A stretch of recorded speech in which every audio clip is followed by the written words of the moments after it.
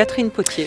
On va revenir maintenant sur ce conflit politique en Côte d'Ivoire. L'Europe intervient. Nicolas Sarkozy demande donc à Laurent Gbagbo de quitter le pouvoir avant la fin de la semaine, sous peine de sanctions de l'Union européenne. On va entendre le chef de l'État dans un instant. Mais d'abord le terrain, la situation à Abidjan. Emmanuel Leclerc, vous êtes sur place. Est-ce que le climat est toujours aussi tendu ce soir ? Alors c'est très tendu, mais dans le calme. Abidjan a été aujourd'hui une ville déserte, quelques voitures seulement sur les grandes avenues de la capitale économique ivoirienne, tout simplement parce que visiblement les responsables politiques ivoiriens se sont donné le temps de la médiation, celle menée par Jean Ping, le secrétaire général de l'Union africaine, et ce qui a obligé tout le monde à la retenue. Pour le reste, les quartiers populaires qui ont connu des manifestations sanglantes hier ont été bouclés. Difficile d'en sortir, à moins de bien connaître les petits chemins, mais surtout impossible d'y entrer pour tous les journalistes qui s'y sont essayés. Deux confrères d'Europe 1 et de Libération ont essuyé des tirs ce matin de la part d'un soldat situé à un barrage à 300 mètres d'eux. Il n'y a pas eu heureusement de conséquences. Une équipe de TF1 également été mise en joue, fouillée avec des téléphones détruits. Et puis il y a quelques minutes, on n'a pas eu de nouvelles d'une équipe de BFM Télé et de France 3. Un reporter de France Télévisions a pu appeler ici l'un de ses collègues pour dire que ça se passait mal à un barrage, mais depuis ce que l'on a, c'est qu'ils auraient été arrêtés. Enfin, des journalistes ivoiriens de l'agence Reuters ont été refoulés à l'entrée de l'hôtel du Golfe, là où était censée se passer la rencontre entre Jean Ping justement et Alassane Ouattara, le président reconnu par la communauté internationale. On ne sait donc rien de cette rencontre pour l'instant et il n'y aura surtout pas d'image.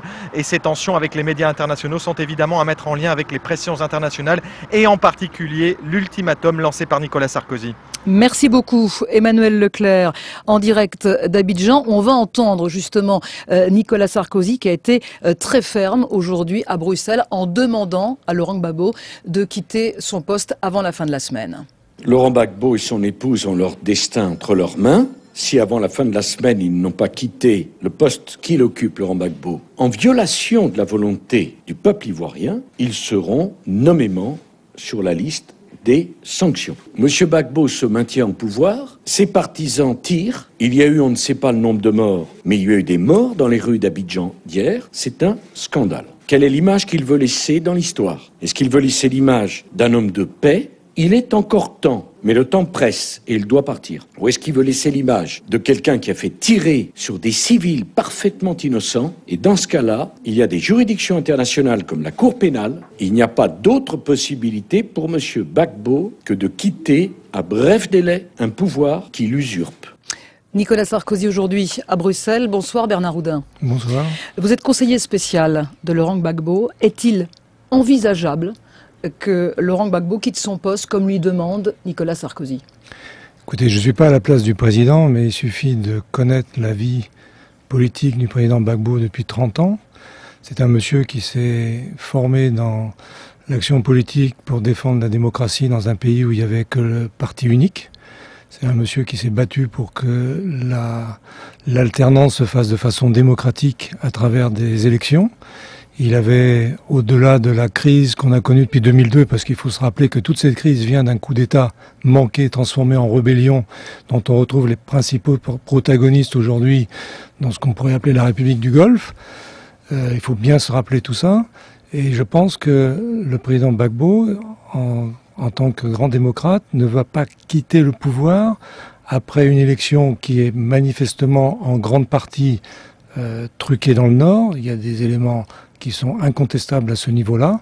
Maintenant, les choses ont été faites et je pense que toutes les parties devraient essayer de commencer à réfléchir, non pas à négocier, parce que négocier c'est déjà être très avancé, au moins à discuter. Et d'ailleurs, une des expressions historiques du président Gbagbo, ça a toujours été de dire asseyons-nous et discutons. Il l'a dit à la fois qu'il sortait de prison, quand il revenait d'exil, etc.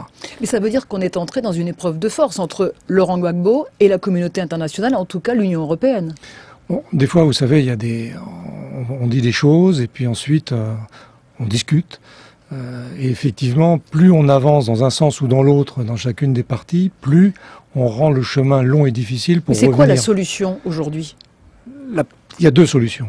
Ou on impose de l'extérieur quelque chose à la Côte d'Ivoire, et manifestement, au-delà, je viens d'entendre votre correspondant à Abidjan, je connais très bien la situation de la ville, et je rappellerai qu'en 2000, on a eu, à un moment ou un autre, à peu près la même chose quand le général Gueye a voulu se maintenir au pouvoir, alors que les urnes avaient été très claires, et là, les résultats étaient donnés d'heure en heure à partir de 20h le dimanche. Quand Gueye s'est autoproclamé, s'est investi lui-même au palais présidentiel, le président Gbagbo a demandé à ses partisans de sortir.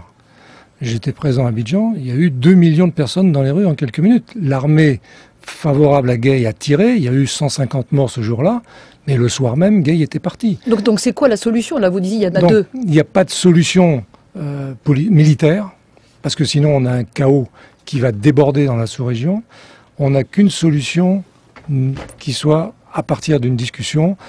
Et je vois aujourd'hui la visite de M. Ping à Abidjan comme peut-être un premier point. J'ai vu sur la télévision ivoirienne sa réaction à la sortie de sa réunion avec le président Gbagbo. Et il a été très clair. L'Union africaine, dans ses propos aujourd'hui, n'a pas encore décidé. Est-ce qu'on peut imaginer, Bernard Oudin, un partage du pouvoir? Non, mais attendez. Le problème, c'est que nous, on est ici en Occident. Et puis on dit, vous êtes à 6 000, 10 000 kilomètres, on va choisir pour vous, on va faire ceci, cela.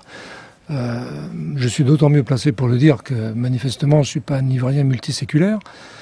Mais je crois que le temps est dépassé pour tout ça. Il faut laisser les peuples eux-mêmes. Parce que demain, on aura de gros problèmes. Vous savez, la Côte d'Ivoire aujourd'hui, par rapport à 1960, si on prend le rapport homothétique pour la population française en 60, ça veut dire que la population française aujourd'hui serait de 225 millions d'habitants avec 90 millions d'immigrés. Monsieur Hortefeux aurait des problèmes très lourds à résoudre. Ça veut dire qu'il y a beaucoup trop d'ingérence? À un moment ou un autre, il faut accepter que les pays aient leurs propres lois. En Côte d'Ivoire, c'est pas un pays antidémocratique. Vous pouvez aujourd'hui, alors qu'on parle de problèmes à Abidjan, vous avez au moins 10 ou 12 journaux qui vont écrire du mal sur le président Gbagbo et qui vont être en vente libre. Votre reporter pourra les rapporter quand il rentrera d'Abidjan. Mais c'est quoi la réalité du pays aujourd'hui? C'est quoi l'ivoirité? C'est quoi la culture ivoirienne? Déjà, est-ce qu'il y a une différence? Vous savez, comme toutes les nations qui sont nées de la fin de la colonisation, elles sont nées de coups de crayon qui ont été faits par le colonisateur. Donc on a un peu mélangé. Prenez en Europe aujourd'hui un cas comme la Belgique, vous aurez vite compris que mettre des gens différents à l'intérieur d'un système, c'est pas toujours viable à terme. Pour la Côte d'Ivoire, on a découpé le pays à un moment. D'ailleurs, à une époque, la Haute Côte d'Ivoire, c'était le Burkina actuel, donc c'était un seul État, un seul territoire à l'intérieur de l'Union Afrique, de l'Afrique occidentale française. Aujourd'hui, vous avez des pays qui sont nés de cette décolonisation, et on a dit au départ, intangibilité des frontières. On sait ce que ça peut mener. On connaît en Europe ce qui s'est passé il y a moins de 15 ans chez nous en Yougoslavie. Vous voyez ce que ça a amené, l'intangibilité des frontières. Vous redoutez une guerre civile en Côte d'Ivoire aujourd'hui? Il est évident qu'on est en train de mettre tous les ingrédients pour arriver à un paroxysme. Mais je pense qu'au fond d'eux-mêmes, les Ivoiriens, quelle que soit leur religion, quelle que soit leur ethnie, ne sont pas pour se faire la guerre. Merci beaucoup, Bernard Oudin, conseiller spécial de Laurent Gbagbo. Merci à vous d'avoir été invité de France Info ce soir.